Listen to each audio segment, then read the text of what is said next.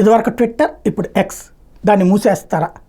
Elon Musk ఎవరైతే Twitter అధినేత, Twitter కొనుగోలు చేసి నష్టాల్లోకి వెళ్ళిన దాన్ని మళ్ళీ సెటరైట్ చేసుకుని వ్యాపారం నడుపుకుంటూ వస్తున్నారు. ఇప్పుడు తాజాగా అమెరికా ఎన్నికల్లో కీలక పాత్ర పోషిస్తున్నారు. మిగతా సోషల్ మీడియా నెట్వర్క్లన్నీ కమలా హ్యారిస్ వైపు ఉన్నాయి. 99%, 95% మీడియా కమలా హ్యారిస్ వైపు ఉన్నాయి. ఒక్క ఛానలు, ఒక్క ట్విట్టర్ మాత్రమే ప్రస్తుతం ట్రంప్కి అనుకూలంగా ఉన్నాయి.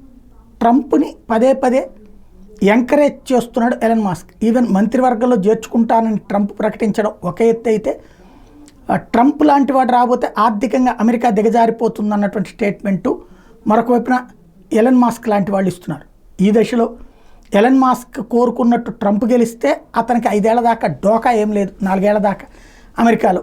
ఒకవేళ అది తేడా వస్తే ఎక్స్నే నిషేధించేయడానికి సిద్ధపడ్డటువంటి కమలా హ్యారిస్ ఎంతకైనా తెగిస్తుంది.